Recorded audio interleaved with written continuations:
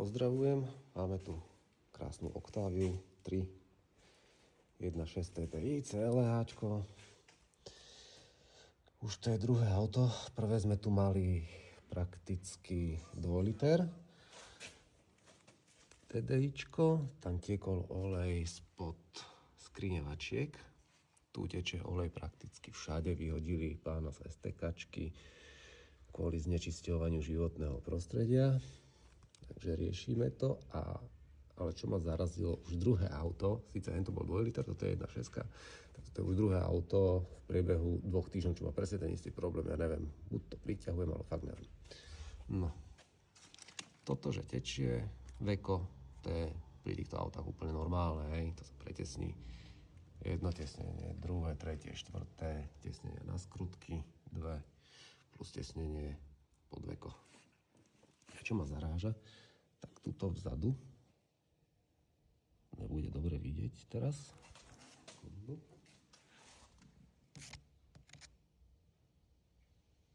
Vzadu, neviem, aj to vidieť. No, to je jedno. Tuto spod tejto skriňovačky, tu vzadu, presne na tomto istom mieste, cicerkom prakticky kvapkal olej. Priamo spod skrine. Takže skriňovačky dole. Vačky sú tam prakticky napevno, takže dá sa to dole aj s oboma vačkami, pretesní sa to. Samozrejme k tomu ešte dáme trošku prečistiť strekovače, vymenia sa tesnenia, respektíve strekovače bude stačiť ultrazvukom spraviť špičky. Tak môžeme ísť na to. No a samozrejme rozvody bude treba tiež, keď sa dáva dole remeň. No, strekovače prečistením. Nejako takto. Dáme pekne do ultrazvukovej čističky. Do kapalinky. Máme tu takúto EARnu. Ešte čakáme na 22 litrovú. Ale táto zatiaľ slúži už dosť dlho. Má to predhrel a zatiaľ som s ňou akože dosť spokojný. Taká lacná blbostička, ale funguje. Takže ideme na to. No keď to už máme takto dole, tak konkrétne tu z tohto priestoru vyteká. Druhé auto. 2 liter a 1.6. Super. Tak celé to vyčistíme, prečistíme, zabrúsime sedla vstrekov a ideme ďalej. No, čistenie dokončené, poďme sa pozrieť na výsledok. Ultrazvukový zázrak.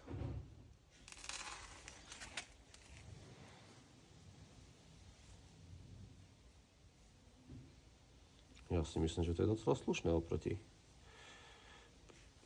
predtým, jak to vyzeralo.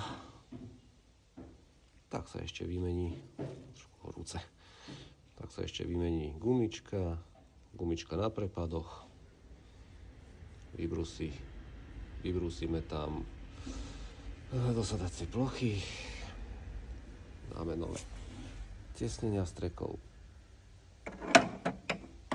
a môžeme to poskladať. No, tu máme strek po vyčistení, ultrazvuk, menšia zázračná vecička, skoro ako nový. Už sa vymení len tesnenie, podložka sa dá nová, dá sa tesnenie ešte na prepad a ešte treba vybrúsiť sedla strekov a vyčistiť to. No a keďže to tieklo z každej strany, tak pretesnenie vane, tam to tiež valilo a keď sme sa už tomu dostali, auto už má nabehané nejaké tie kilometre navyše, ako ja odporúčam, tak sme rovno vymenili aj remeň náhonu čerpadla. Auto už má nejakých 250-300 A keďže vyšli dole rozvody, ktoré tam boli menené, ale tak či tak musí ísť nový remeň, keďže sa dával dole a nabehalo sa na ňom niečo. Tak sme rovno vymenili aj remeň náhodu, keďže nikto druhý to nemenil. No, remenčík nahodený. Vola už není. Sa to vyčistí. Sitko je čisté. Šrobík dotiahnutý. Moment tam je parádny. Simmering vymenený. Ešte sa to poriadne očistí a skladá sa ďalej. No, oktávečka 1.6 hotová. Všetko pekne zložené. Všetko je čistúčke, suchučké. Jazdná skúška po diaľnici vyšla na výbornú. Samozrejme, keď sa to skladalo, rozhody som tam už nenatáčal. Tie už mám zopárkrát natočené. Chladiaca kvapalina, tá sa ovzdušňuje ako pri každom tomto aute cez diagnostiku elektronickú. Keď sa už čistili streky, vymenil sa ešte palivový filter. Servis tá, no samozrejme nový olej, olejový filter. Nová chladiaca kvapalina, dávala sa tam G13. A som si spomenul pri tomto autičku, nevedel som si ho nejako zaradiť, ale už mám o ňom videjko, ako som opravoval kabeláž na klimatizácii. Takže to je to, bolo mi také zvlášť povedome. A ešte sa tu riešili ostrekovače. Boli upchaté, prvá vec. A na tomto bola prasknutá hadička priamo, ako sa to nasúva na ostrekovač. Ale iba taký kúštik, tak to sa urezalo. Trošku sa nahrialo a dala sa naspäť. A už to ide úplne cuky muky. Takže toľko k tomuto autičku. A treba sa o tie auta jednoducho starať. Potom to dopadne takto, ako to dopadne.